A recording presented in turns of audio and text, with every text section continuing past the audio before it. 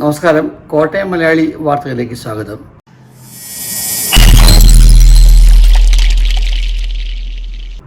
കോട്ടയത്തെ ഏറെ പ്രശസ്തമായ നാലുമണിക്കാറ്റിന് ഇപ്പോൾ പുതിയ മുഖം. നാലുമണിക്കാറ്റിന് പുതിയ അംഗീകാരങ്ങളാണ് തേടി എത്തിയിരിക്കുന്നത്. ഇപ്പോൾ ഭക്ഷ്യസുരക്ഷാ അതോറിറ്റിയുടെ ക്ലീൻ സ്ട്രീറ്റ് ഫുഡ് ഹബ് പദ്ധതിയാണ് നാലുമണിക്കാറ്റിൽ നടപ്പാക്കുന്നത്. പദ്ധതിയുടെ ഭാഗമായി വിവിധ പരിപാടികളാണ് നാലുമണിക്കാറ്റിൽ ഇപ്പോൾ ഉൾപ്പെടുത്തിയിരിക്കുന്നത്. പുതിയ ഭക്ഷണശാലകൾ, നാടൻ വിഭവങ്ങൾ ലഭിക്കുന്ന കടകൾ തുടങ്ങിയവയാണ് പുതിയ പദ്ധതിയിൽ ഉൾപ്പെടുത്തിയിരിക്കുന്നത്. ഈ പുതിയ നവീകരിച്ച നാലുമണിക്കാറ്റിൻ്റെ ഉദ്ഘാടനം കഴിഞ്ഞ ദിവസം VN വാസവൻ മന്ത്രിയാണ് നിർവഹിച്ചത്. നാലുമണിക്കാറ്റിൻ്റെ ആവിർഭാവം ഞാനിപ്പോഴും ഓർക്കുന്നു. ഈ ആശയവുമായി പൊന്നൻ കുര്യൻ സാർ ഞങ്ങളുടെ ഒരിക്കൽ വരുമ്പോൾ ഞാനന്ന് കോട്ടയം MLA ഈ പ്രദേശത്തിൻ്റെ കൂടെ ജനപ്രതിനിധിയായിരുന്നു.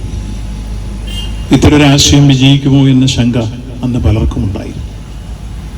പക്ഷേ പൊന്നൻ കുര്യൻ സാറിൻ്റെ നിശ്ചയദാർഢ്യവും ആ രംഗത്തെ ഭാവനയും ധാരണയോടുകൂടി മുന്നോട്ട് കൊണ്ടുപോകാൻ കഴിയും എന്ന് അന്നത്തെ DTPC ഭാരവാഹികളും പിന്നീട് അതിനോടൊപ്പം ചേർന്നവരുമെല്ലാം അഭിപ്രായം രേഖപ്പെടുത്തുകയുണ്ടായി.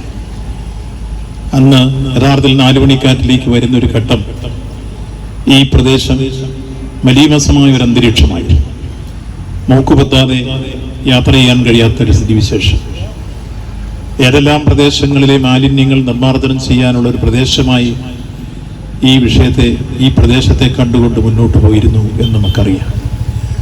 അതെല്ലാം ഇവിടെ ഡംപ് ചെയ്തിരുന്നൊരു ഘട്ടത്തിലാണ് അത് പൂർണ്ണമായി ഒഴിവാക്കിയെടുക്കാനും ഈ പ്രദേശം മനോഹരമാക്കി മാറ്റാനും കഴിയുമെന്ന അദ്ദേഹത്തിൻ്റെ പരിസ്ഥിതി സംരക്ഷണ ബോധത്തിൽ ഊന്നിയെന്നുകൊണ്ടാണ് ഈ ആശയം അർത്ഥപൂർണമാകുന്ന രൂപത്തിൽ അന്ന് യഥാർത്ഥത്തിൽ പ്രയോഗത്തിലേക്ക് കൊണ്ടുവരുന്നത്. അന്ന് ബഹുമാനായ ടൂറിസം മന്ത്രിയും ആഭ്യന്തരമന്ത്രിയുമായിരുന്ന കോടിയേരി ബാലകൃഷ്ണനോട് ഞാൻ ഈ ഉദ്ഘാടനത്തിന് വരണമെന്ന് പറഞ്ഞപ്പോൾ അദ്ദേഹം ചോദിച്ചു, എന്ത് പരിപാടിയാണ് അവിടെ നടക്കുന്നത്? അപ്പോൾ യഥാർത്ഥത്തിൽ എനിക്കുമൊന്നും പരിപാടിയെക്കുറിച്ച് വിശദീകരിക്കാൻ കഴിഞ്ഞില്ല. ഞാൻ പറഞ്ഞൊരു കാര്യം ഇത്രയേ ഉള്ളൂ. വളരെ പ്രകൃതി മനോഹരമായ ഒരു പ്രദേശം, സുന്ദരമായ ഒരു അന്തരീക്ഷത്തിൽ നാലുമണിക്കാറ്റിൻ്റെ മനോഹാരിത ആസ്വദിക്കാൻ കഴിയുന്ന ഒരു ജനതയ്ക്ക് കേന്ദ്രീകരിക്കാൻ കഴിയും, ഭാവിയിൽ അത് ഡെവലപ്പ് ചെയ്ത് കൊണ്ടുവരാൻ കഴിയുമെന്ന ആശയമാണ് ഇത്തരമൊരു സംരംഭത്തിലേക്ക് കടക്കാൻ ഞങ്ങളെ പ്രേരിപ്പിച്ചത് എന്നാണെന്ന് ടൂറിസം മന്ത്രിയോട് ഞാൻ സംസാരിച്ചത്. മുൻപ് മാലിന്യ നിക്ഷേപകേന്ദ്രമായിരുന്ന ഇവിടം പിന്നീട് ഒരു വിശ്രമ കേന്ദ്രമാക്കി മാറ്റുകയായിരുന്നു. സാമൂഹ്യ വിരുദ്ധർ ഇവിടെ മാലിന്യം തള്ളിയത് മൂലം ഇവിടെ വഴിനിറപ്പ് പോലും സാധ്യമല്ലായിരുന്നു. ഈ സാഹചര്യത്തിലാണ് ഇവിടെ പൂന്തോട്ടം ഒരുക്കി നാട്ടുകാരൻ കൂടിയായ ഡോക്ടർ പുന്നൻ കുര്യൻ വേങ്കടത്ത്. കോടിയേരി ബാലകൃഷ്ണൻ അദ്ദേഹം ഇവിടെ നേരിട്ട് വന്നു. അതൊക്കെ ഞങ്ങളിപ്പോഴും വലിയ രോമാഞ്ചത്തോടുകൂടി ഓർക്കുന്ന കാര്യങ്ങളാണ്. കാരണം ഈ ഗ്രാമത്തിൽ അന്നത്തെ ഒരു മന്ത്രി വരുമെന്നൊക്കെ ഞങ്ങളാരും വിചാരിച്ചിരുന്നില്ല.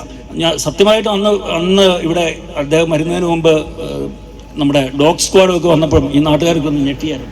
ഇന്ന് ഇപ്പം മന്ത്രിയാണെങ്കിലും വസന്തസാറിന് ഇവിടെ വരുന്നതിന് പട്ടിയൊന്നും വരേണ്ടതില്ലാത്തതുകൊണ്ടാണ് അദ്ദേഹത്തിന് എപ്പോഴും ഇടവരാവുന്നതും ഇതിൻ്റെ സ്വന്തമായതുകൊണ്ടാണ് ഞാൻ പറഞ്ഞത്. അന്ന് അത്തരത്തിലുള്ളൊരു അത്ഭുതമായിരുന്നു. ഇവിടെ ആരും വിചാരിച്ചില്ല ഇവിടെ സംസ്ഥാന ടൂറിസം മന്ത്രി വരുമെന്നൊക്കെ.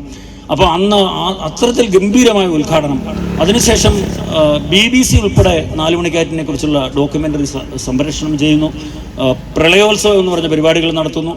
നിരന്തരം നമ്മൾ കലാസന്ധികൾ നടത്തുന്നു. ഈ നാട്ടിൻ്റെ ആളുകൾ, പുറത്തുനിന്ന് വരുന്ന ആളുകൾക്ക് പരിപാടികൾ നടത്താനുള്ള അവസരം കൊടുക്കുന്നു.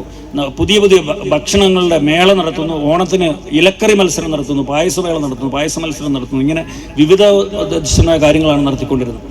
തുടക്കം കുറിച്ചത്. പിന്നീട് ഇവിടെ സായാഹ്ന വിശ്രമ കേന്ദ്രമായി ആളുകൾ വൈകുന്നേരങ്ങളിൽ ചിലവിടുവാൻ ഇവിടെ എത്തുകയുണ്ടായി.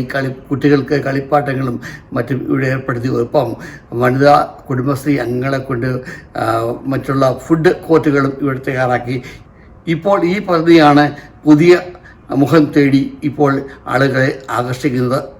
ഇതോടെ ഇന്നത്തെ കോട്ടയം മലയാളി വാർത്തകൾ പൂർണ്ണമാകുന്നു. വീണ്ടും വാർത്തകളുമായി കണ്ടുമുട്ടാം. നന്ദി, നമസ്കാരം.